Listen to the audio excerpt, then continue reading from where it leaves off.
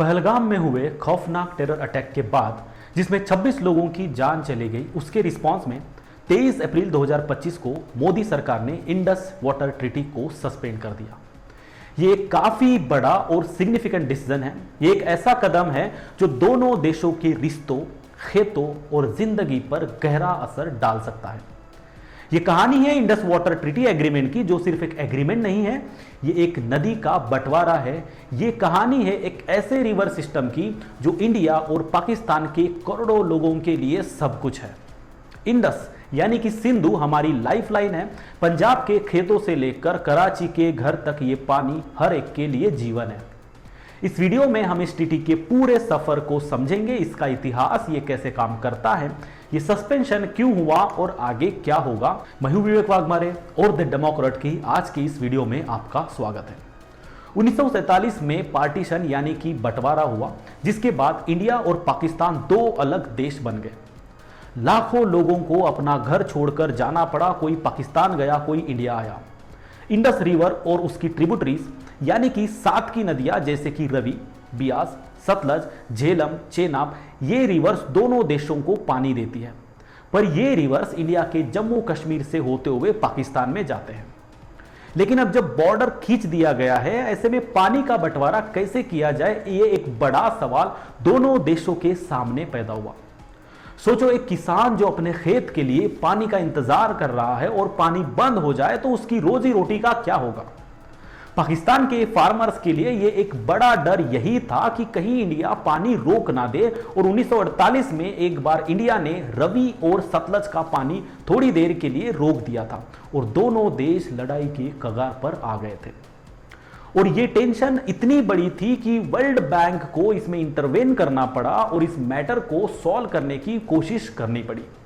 1950 में इस विषय पर दोनों देशों के बीच वर्ल्ड बैंक के मीडिएशन से बात शुरू हुई और 9 साल तक यह डिस्कशन चलता रहा और उसके बाद 19 सितंबर 1960 को इंडस वाटर ट्रीटी साइन हुआ। इंडिया के तत्कालीन प्राइम मिनिस्टर जवाहरलाल नेहरू और पाकिस्तान के प्रेसिडेंट अयूब खान ने इस पर दस्तखत किए और वर्ल्ड बैंक इस ट्रीटी का एक मीडिएटर बन गया। दोनों देश शांति से एक दूसरे की जरूरतों को रिस्पेक्ट करते हुए इन नदियों के पानी का इस्तेमाल करेंगे, यही चीज इस एग्रीमेंट के थ्रू प्रॉमिस की गई।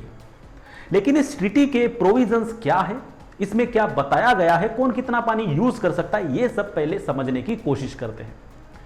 इंडस वाटर ट्रीटी एक डिटेल कॉन्ट्रैक्ट है जिसमें 12 आर्टिकल्स और 8 एनेक्सर्स है और एक प्रॉमिस है कि इंडिया और पाकिस्तान अपने पानी को पीसफुली बांटेंगे।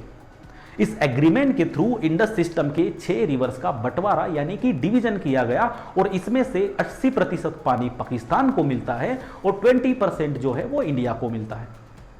इंडस रिवर सिस्टम में 2 पार्ट्स हैं। एक है जिसमें ईस्टर्न रिवर्स यानी कि रवि, बियास, सतलज, इन नदियों का पानी इंडिया के हिस्से में आया है। इनका 33 मिलियन एकड़ फीट पानी इंडिया के पंजाब, हरियाणा और राजस्थान के खेतों, शहरों और लोगों को मिलता है और इंडिया इनका पूरा यूज कर सकता है, चाहे डैम बना सकता है, चाहे इरिगेशन के लिए यूज कर सकता है, किसी भी तरीके से इस पानी का यूज इंडिया कर सकता है।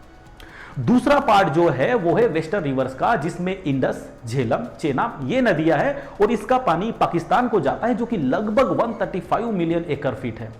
ये पाकिस्तान के 80% फार्मलैंड यानी कि 16 मिलियन हेक्टर्स को और सिटीज जैसे कि लाहौर, कराची को जीवन देते हैं, उनकी पानी की जरूरतों को पूरा करते हैं। और इन नदियों का भी इंडिया इस्तेमाल कर सकता है, यानी कि पीने के पानी के लिए, खेत के लिए और run of river hydro power projects के लिए जैसे कि बागलियार, किशनगंगा, इंडिया इसका यूज कर सकता है। पर इंडिया इनमें बड़ा स्टोरेज या फिर किसी भी तरीके का डाइवर्जन नहीं कर सकता। और इस ट्रीटी में डेटा शेयरिंग का भी प्रोविजन है, जिसमें इंडिया को वेस्टर्न रिवर्स के फ्लो की इंफॉर्मेशन पाकिस्तान के साथ शेयर करना होता है ताकि सब ट्रांसपेरेंट रहे। तो बेसिकली इस तरह से वाटर यूज और उसका डिवीजन किया गया है और इस ट्रीटी का स्मूथली इंप्लीमेंट करने के लिए और वाटर डिस्ट्रीब्यूशन का यूटिलाइजेशन से रिलेटेड कोई भी इशू अगर दोनों देशों के बीच आता है तो उसे सॉल्व करने के लिए एक परमानेंट इंडस कमीशन है, जिसमें दोनों देशों के एक्सपर्ट्स है, इशू सॉल्व करते हैं। इस कमीशन के एक्सपर्ट्स की हर साल मीटिंग्स होती है, लेकिन 2019 के पुलवामा अटैक के बाद ये मीटिंग्स थोड़ी ठप हो गई। 1965, 1971, 1999 में इंडिया पाकिस्तान के बीच 3 वॉर्स हुए। कारगिल कॉन्फ्लिक्ट भी हुई और कई बार टेरर अटैक्स भी हुए, उसके बावजूद भी इंडिया इस ट्रीटी पर हमेशा फर्म रहा है और कभी इंडिया ने ट्रीटी को वायलेट या किसी भी तरह से पानी रोकने की कोशिश नहीं की।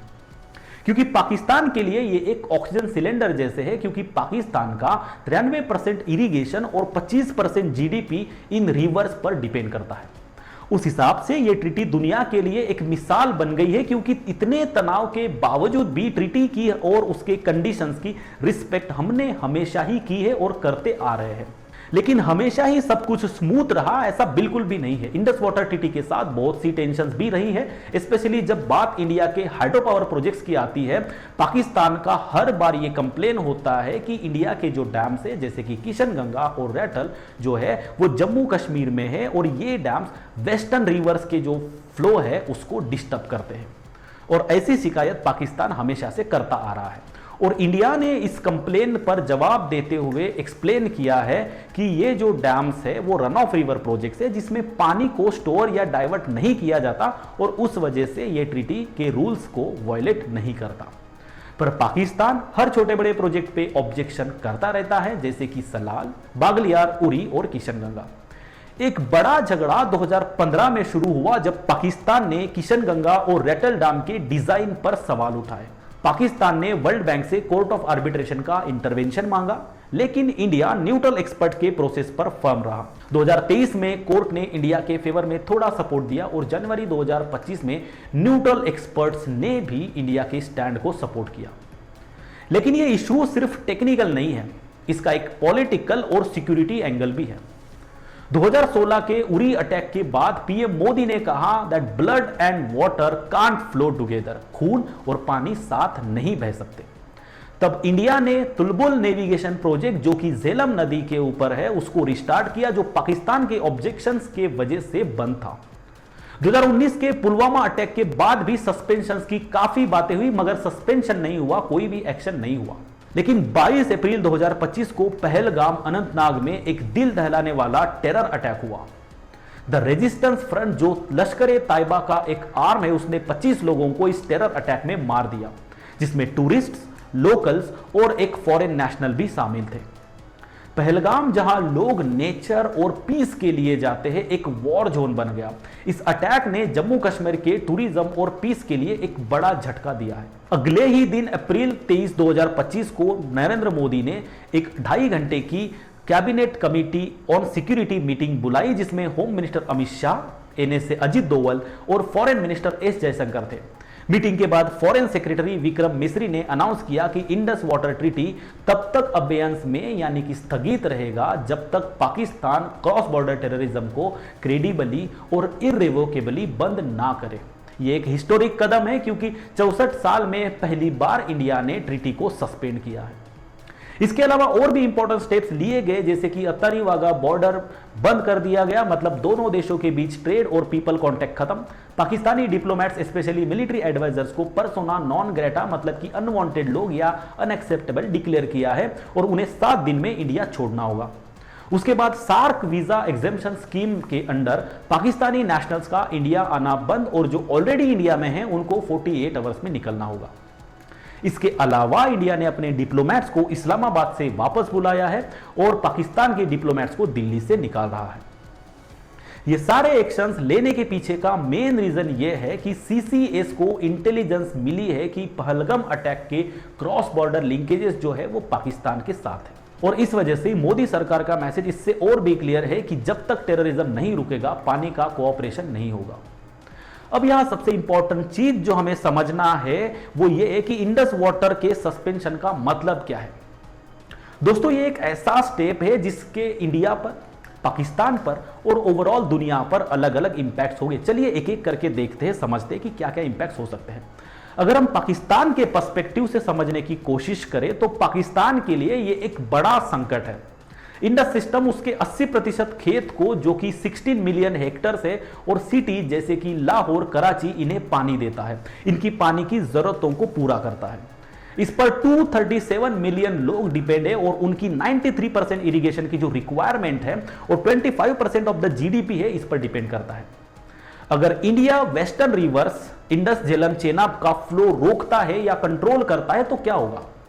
पाकिस्तान के खेतों में जो वीट, राइस, शुगर के जैसे क्रॉप्स है वो खतरे में आ जाएंगे, फूड शॉर्टेज होगा, प्राइसेस आसमां छू लेगी। वहां के पंजाब और सिंध के फार्मर जो है, जो सोविंग सीजन में पानी पे डिपेंड करते हैं, उन पर ज्यादा असर होगा। पाकिस्तान ऑलरेडी दुनिया के सबसे बड़े वाटर स्ट्रेस्ड देशों में आता है, मतलब ऑलरेडी पाकिस्तान एक बहुत बड़ी वाटर क्राइसिस फेस कर रहा है। पर कैपिटा पानी, यानी कि हर इंसान को जितना पानी मिल सकता है वो क्वांटिटी कम हो रही है। इंडस वाटर ट्रीटी के सस्पेंशन से ड्राई सीजन में पानी और भी कम हो जाएगा और इसके वजह से एक ह्यूमैनिटेरियन क्राइसिस, एक मानवीय संकट को ट्रिगर कर सकता है। तरबेला और मांगला जैसे डैम्स जो झेलम और इंडस पे है, पाकिस्तान की 25% इलेक्ट्रिसिटी इन डैम्स से आती है।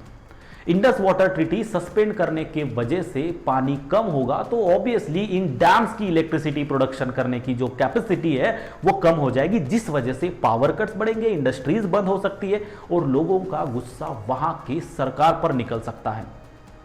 पाकिस्तान के सिविलियंस और फार्मर्स के बीच अनरेस्ट बढ़ सकता है। जो मिलिट्री बैक गवर्नमेंट है उस पर भी असर पड़ सकता है। पाकिस्तान के डिफेंस मिनिस्टर ख्वाजा आसिफ ने अप्रैल 24 को इंडिया की एक्शन के रिस्पांस में एक इमरजेंसी मीटिंग बुलाई और उनके जो पावर मिनिस्टर है उन्होंने भी इसको वाटर वॉरफेयर बताया है। अब इससे वाटर वॉरफेयर यानी कि जल युद्ध कहने की वजह से पाकिस्तान में एक रेटोरिक बनाया जा सकता है, जिसके वजह से वहां एस्केलेशंस पैदा हो सकते हैं। अगर हम इंडिया की बात करें तो इंडिया के लिए ये एक स्ट्रैटेजिक स्टेप है, लेकिन इसमें थोड़ा सा रिस्क भी है। इस सस्पेंशन से इंडिया को वेस्टर्न रिवर्स पे ज्यादा कंट्रोल मिलेगा। अब इंडिया डैम्स जैसे कि पकलदुल, रैटल, किरू और सवाल को तेजी से बना सकता है, जो टीटी के बंधनों के वजह से डिले हुए थे। ये जम्मू और कश्मीर के हाइड्रो पावर और इकोनॉमिक ग्रोथ को बूस्ट करेगा। इंडिया के पास ऑलरेडी 13.4 लाख एकर्स इरिगेशन है, पर अभी सिर्फ 6.42 लाख एकर्स इरिगेटेड है। इसका मतलब अब इसका जो परसेंटेज है, इसका जो अमाउंट है वो बढ़ सकता है। और ये स्टेप मोदी सरकार के zero tolerance for terror image को भी मजबूत करता है, जो पब्लिक, स्पेशली जम्मू कश्मीर की जो पब्लिक है, इसको काफी पसंद कर सकती है। पर इंडिया के पास अभी वेस्टर्न रिवर्स पे बड़े स्टोरेज डैम्स नहीं है। बागलियार जैसे प्रोजेक्ट्स काफी लिमिटेड है और पानी रोकने के लिए इंफ्रास्ट्रक्चर चाहिए, जिसको बनाने में काफी टाइम लगेगा।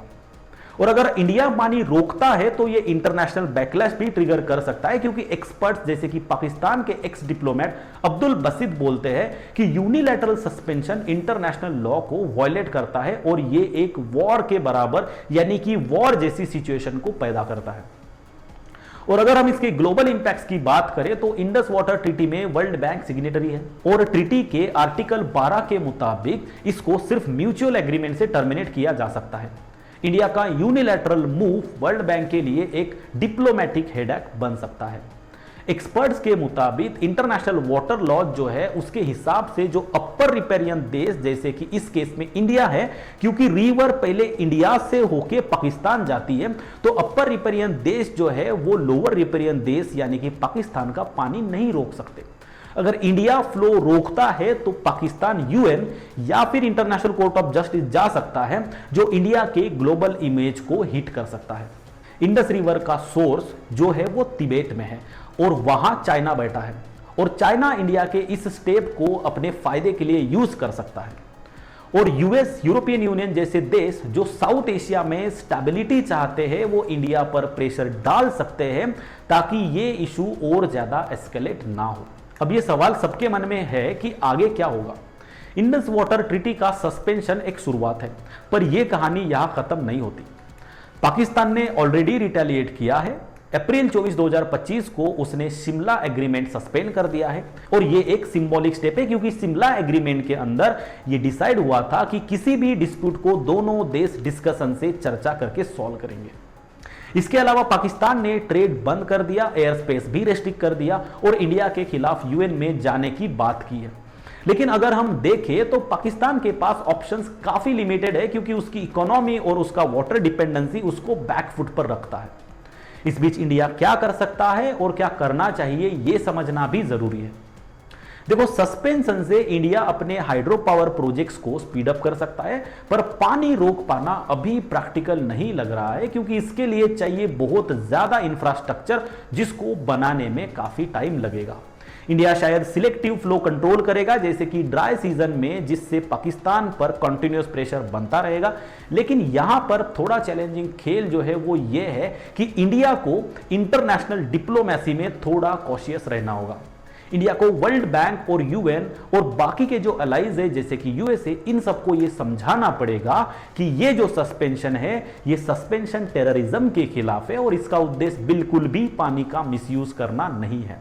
इंडिया के एक्स एम्बेसडर कनवाल सिब्बल, जिन्होंने सस्पेंशन की डिमांड की, वो बोलते हैं कि blood and water can't flow together वाले एजेंडा के पर्सपेक्टिव से ये बहुत ही सही और लॉजिकल स्टेप है। पाकिस्तान को अपने टेरर ग्रुप्स पे लगाम लगानी होगी। टेररिज्म को पूरी तरीके से खत्म करने के लिए पाकिस्तान को सिंसियरली कमिटमेंट के साथ एफर्ट्स लगाने होंगे। उसके बिना किसी भी प्रकार का कोऑपरेशन इंडिया की तरफ से वो एक्सपेक्ट नहीं कर सकते। तो दोस्तों, कमेंट बॉक्स में लिख कर बताइए कि इंडिया ने पहलगाम टेरर के अटैक के रिस्पॉन्स में और क्या स्टेप्स लेने चाहिए। जल्द ही मिलते हैं नेक्स्ट वीडियो में, तब तक के लिए धन्यवाद।